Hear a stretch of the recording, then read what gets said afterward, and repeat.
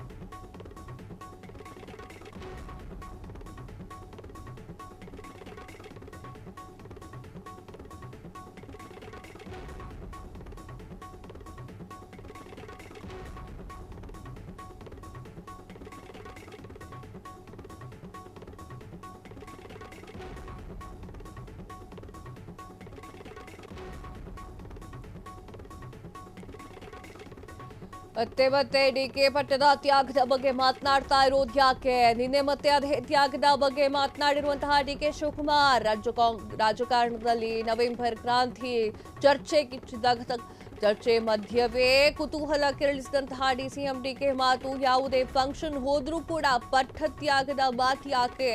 ಅವಕಾಶ ಇದ್ರೆ ಸೋನಿಯಾ ಗಾಂಧಿ ಪಿಎಂ ಆಗ್ಲಿಲ್ಲ. ಸಾರಥಿಯಲ್ಲಿ ನಡೆದಂತಹ ಪ್ರತಿಮೆ ಅನಾವರಣ ಕಾರ್ಯಕ್ರಮದಲ್ಲಿ ಒಂದು ಮಾತನ್ನ ಡಿಕೆ ಶಿವಕುಮಾರ್ ಆಡಿದ್ದಾರೆ. ಪ್ರತಿ ಸಲವೂ ಕೂಡ ಡಿಕೆ ಶಿವಕುಮಾರ್ ಅವರು ದೆಹಲಿಗೆ ಹೋದರೆ ಅದೇ ಮಾತು ಡಿಕೆ ಶಿವಕುಮಾರ್ ಅವರು ಆಡ್ತಿಂದ ಹೊರಗಿದ್ದಾರೆ, ಡಿಕೆ ಶಿವಕುಮಾರ್ ಅವರು ತ್ಯಾಗ ಮಾಡ್ತಾ ಇದ್ದಾರೆ ಅಂತ ಹೇಳಿ ಸಾಕಷ್ಟು ಜನರು ಮಾತನಾಡ್ಕೊಳ್ತಾರೆ. ಡಿಕೆ ಶಿವಕುಮಾರ್ ಅದಕ್ಕೆ ಬೇಸರವನ್ನ ವ್ಯಕ್ತಪಡಿಸಿದ್ದಾರೆ. ಯಾಕೆ ಅದನ್ನೇ ಮಾತಾಡ್ತೀರಾ, ಯಾಕೆ ಅದನ್ನೇ ಹೇಳ್ತೀರಾ ಅಂತ ಹೇಳಿ ತಮ್ಮ ನೋವನ್ನ ತೋಡ್ಕೊಂಡಿರುವಂಥದ್ದು. ಡಿಕೆ ಶಿವಕುಮಾರ್ ಅವರು ತನ್ನ ಪಟ್ಟವನ್ನ ತ್ಯಾಗ ಮಾಡ್ತಾ ಇದ್ದಾರೆ. ಡಿಕೆ ಶಿವಕುಮಾರ್ ಅವರು ಸಿಎಂ ಸಿದ್ದರಾಮಯ್ಯ ಅವರ ಕುರ್ಚಿ ಮೇಲೆ ಕೂತ್ಕೊಳ್ತಾ ಇದ್ದಾರೆ. ಡಿಕೆ ಶಿವಕುಮಾರ್ ಅವರು ಆ ಒಂದು ಕಾರಣಕ್ಕೆ ಡೆಲ್ಲಿಗೆ ಹೋಗಿ ಬರ್ತಾ ಇದ್ದಾರೆ. ಡಿಸಿಎಂ ಸ್ಥಾನವನ್ನ ಸತೀಶ್ ಜಾರಕಿಹೊಳಿ ಅವರು ತೆಗೆದುಕೊಳ್ತಾರೆ ಅನ್ನುವಂಥ ಮಾತುಗಳೆಲ್ಲ ಸಾಕಷ್ಟು ಬರ್ತಾ ಇತ್ತು. ಸೊ ಅದಕ್ಕೆಲ್ಲದಕ್ಕೂ ಕೂಡ ಡಿಕೆ ಶಿವಕುಮಾರ್ ಅವರು ತೆರೆ ಎಳೆಯುವಂತಹ ಕೆಲಸ ಮಾಡಿದ್ದಾರೆ. ಏನು ಹೇಳಿದ್ದಾರೆ ನೋಡ್ಕೊಂಬರೋಣ ಬನ್ನಿ.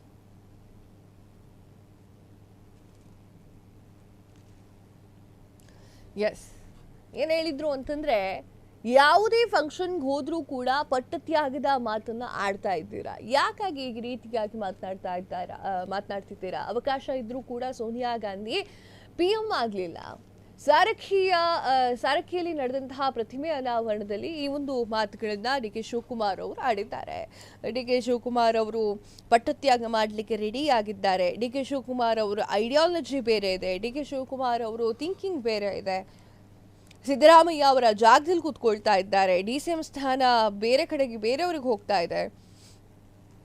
ದೆಹಲಿಗೆ ಹೋದರೆ ಡಿಕೆ ಶಿವಕುಮಾರ್ ಅವರು ಇದೇ ಕಾರಣಕ್ಕೆ ದೆಹಲಿಗೆ ಹೋಗ್ತಾ ಇದ್ದಾರೆ, ಯಾಕಿದೆಲ್ಲ ಅಂತ ಹೇಳಿ ಡಿಕೆ ಶಿವಕುಮಾರ್ ಅವರೇ ತಮ್ಮ ಬೇಸರವನ್ನು ವ್ಯಕ್ತಪಡಿಸಿದ್ದಾರೆ.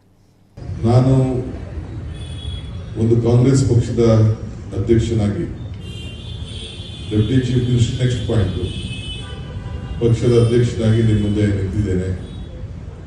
ಈ ದೇಶಕ್ಕೆ ಸ್ವಾತಂತ್ರ್ಯ ತಂದುಕೊಟ್ಟಂತ ಒಂದು ಪಕ್ಷ, ಈ ದೇಶಕ್ಕೆ ರಾಷ್ಟ್ರಗೀತೆ ತಂದುಕೊಟ್ಟಂತ ಪಕ್ಷ, ಈ ದೇಶಕ್ಕೆ ರಾಷ್ಟ್ರಧ್ವಜ ತಂದುಕೊಟ್ಟಂತ ಪಕ್ಷ, ಈ ದೇಶಕ್ಕೆ ಸಂವಿಧಾನ ತಂದುಕೊಟ್ಟಂತ ಪಕ್ಷ.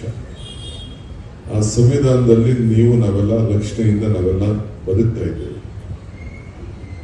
ಇವತ್ತು ಬೇರೆ ಬೇರೆ ಪಾರ್ಟಿಯವರು ದೆಹಲಿಯಲ್ಲೆಲ್ಲ ಅಧಿಕಾರದಲ್ಲಿ ಇರ್ಬೋದು, ಆದ್ರೆ ಅವ್ರಿಗೆ ಶಕ್ತಿ ಕೊಟ್ಟವ್ರು ಯಾರು, ಹಕ್ಕು ಕೊಟ್ಟವ್ರು ಯಾರು, ಈ ದೇಶಕ್ಕೆ ಸ್ವಾತಂತ್ರ್ಯ ತಂದುಕೊಟ್ಟವ್ರು ಯಾವ ಪಕ್ಷ? ಅವತ್ತು ಯಾವುದು ಬಿಜೆಪಿ ಆಗಲಿ ಬೇರೆ ಪಾರ್ಟಿ ಯಾವುದು ಅಧಿಕಾರದಲ್ಲಿ ಇರಲಿಲ್ಲ. ಕಾಂಗ್ರೆಸ್ ಪಕ್ಷನೇ ಈ ದೇಶಕ್ಕೆ ಸ್ವಾತಂತ್ರ್ಯ ತಂದುಕೊಟ್ಟು ಇತಿಹಾಸ ಇದೆ. ಈಗಿನ ಕ್ಷಣದಲ್ಲಿ ನಾವು ಸ್ವಲ್ಪ ದಿನದಿಂದ ಅಲ್ಲಿ ಅಧಿಕಾರದಲ್ಲಿ ಇಲ್ಲದೆ ಇರ್ಬೋದು, ಆದರೆ ಗಾಂಧಿ ಕುಟುಂಬದ ತ್ಯಾಗ, ಸೋನಿಯಾ ಗಾಂಧಿ ಅವರೇ ತೆಗೆದುಕೊಳ್ಳಿ, ಈ ದೇಶದ ಪ್ರಧಾನಮಂತ್ರಿ ಆಗೋ ಯೋಗ ಮನೆ ಬಾಗಿಲು ಬಂದಿತ್ತು. ನನ್ಗೆ ಬೇಡ ಅಧಿಕಾರ ಬೇಡ, ಒಬ್ಬ ದೇಶದ ಒಬ್ಬ ಆರ್ಥಿಕ ತಜ್ಞನಿಗೆ ಅವಕಾಶ ಮಾಡಿಕೊಡ ಅಂತೇಳಿ ಮನಮೋಹನ್ ಸಿಂಗ್ಗೆ ಆ ಸ್ಥಾನನ ತ್ಯಾಗ ಮಾಡಿದ್ರು. ಅಂತ ದೊಡ್ಡ ಕುಟುಂಬ. ಕ್ಷಣ ಕ್ಷಣದ ಸುದ್ದಿಗಳಿಗಾಗಿ ಫ್ರೀಡಂ ಟಿವಿ ಸಬ್ಸ್ಕ್ರೈಬ್ ಮಾಡಿ, ಲೈಕ್ ಮಾಡಿ ಹಾಗೂ ಫಾಲೋ ಮಾಡಿ. ಹೊಸ ಸುದ್ದಿಗಳ ನೋಟಿಫಿಕೇಶನ್ಗಾಗಿ ಬೆಲ್ ಐಕಾನ್ ಮೇಲೆ ಕ್ಲಿಕ್ ಮಾಡಿ.